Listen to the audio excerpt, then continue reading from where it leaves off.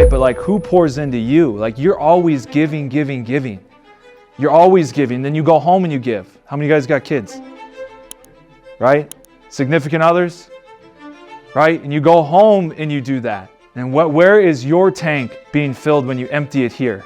So I just really respect you guys, and I really know that, you know, all the coaches that I've been around in professional baseball and college baseball and high school baseball, I understand a fragment of the dedication that it took for them to be there, and how much of their heart that they gave, and how much it actually takes away from your family sometimes, because you get so occupied with what you're doing and giving. I had this thought the other day. I came home, I was with Sean, we were up in Ottawa, University Surprise, speaking to their baseball team on Wednesday, and I came home and I was just exhausted.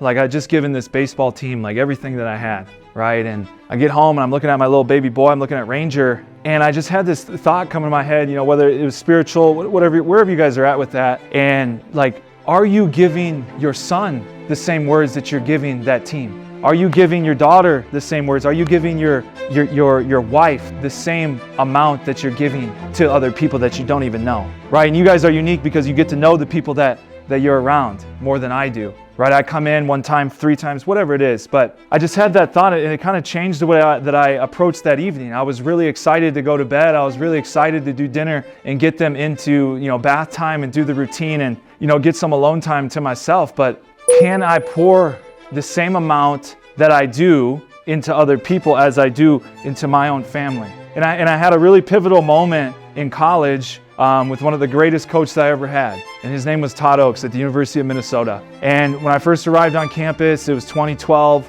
and I showed up for the 2013 season. I was bigger, I was stronger, and then boom, I get hurt. My true freshman year. Like 3 or 4 games into it, I had a little injury before I had my big injury down the road. And I'm talking with Todd. I remember I was up in the Metrodome up in Minnesota before they had the new stadium. And they had this batting cage and workout facility and gym. And I'm sitting there working out, and I'm doing the rows, I'm doing everything that I want to do, right? And Todd comes up to me and he grabs his Home Depot bucket. You guys seen the orange Home Depot buckets? Right? And Todd comes up to me, big guy, 6'4", beautiful beard, he was a man's man. Just like Todd was a man's man. And you know what? He didn't speak a lot, but what he said carried a lot of weight. He wasn't always talking, but when he did, people listened. And I remember Todd came up to me with his Home Depot bucket and he goes, "Lance, LT, I got to talk to you." And he said, "This season, I've got 14 other pitches to worry about, and you're not one of them." And that struck me with a chord. And he started to tell me these things. He's like, "Lance, this season, you're going to rehab the whole year. We're going to California. We're going to Texas. We're going all of these different places this year. But you have to find a way to compete with yourself. It is you versus you this year. I'm not going to babysit you. I'm not going to check in with you to see if you're doing the right things. You're going to have to do it. But come next season, we're going to know and we're going to find out whether we can trust you with the ball." And that's what he told me. And I still think about those words today. I love to work out. I love to run. I love to lift weights. I love to be as active as I possibly can. And when I'm doing that, I can sometimes just think to myself, it's you versus you. There's nobody watching you when you go work out. There's nobody watching you. There's no cameras on your home.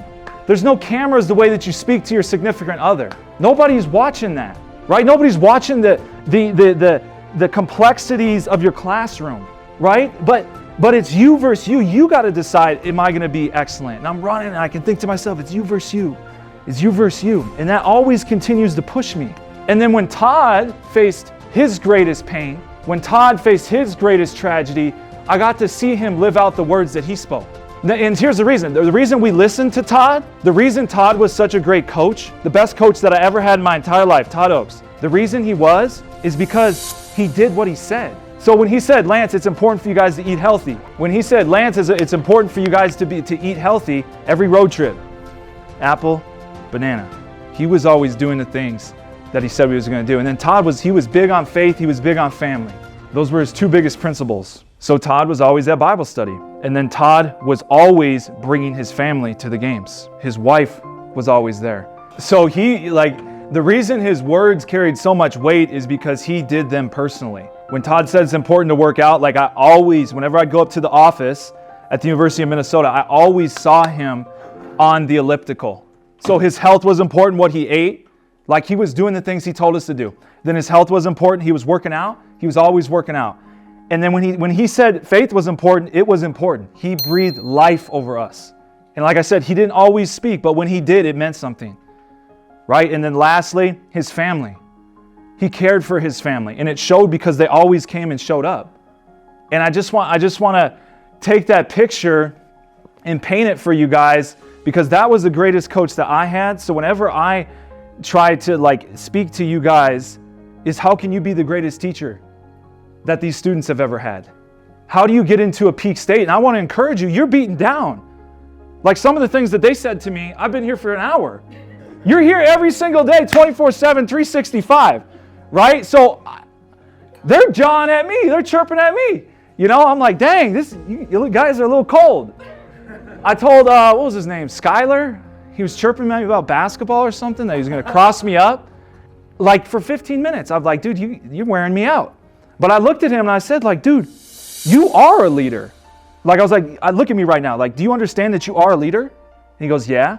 I'm like, listen, so now you have a choice. You are either going to lead people to darkness or you're going to lead people to light. And that is on you. That is on your head, dude.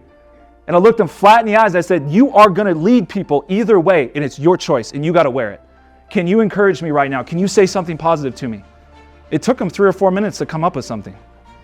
And it's the stories that we tell. So I can't imagine being a teacher. And people asked me when I got done playing baseball, do you want to be a coach? And I was like, whoa, a coach. Okay, so let me see my options here. I can get severely underpaid and have to participate way more than anybody else and do way more things and extracurricular and get all this stuff on top of me. And I was like, I've seen teachers who do that.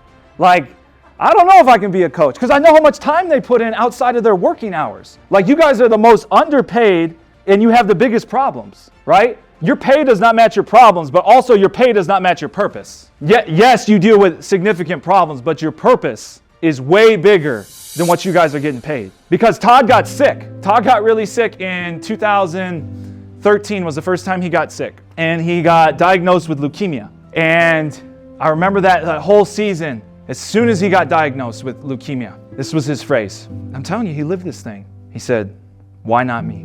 Why not me get sick? Why not me get sick? Why not you be the ones that are pouring purpose and calling into these individuals? Why not you be here? Why not you be in Holbrook? When I told people I was coming to Holbrook, they're like, where? You're going, what? What are you doing?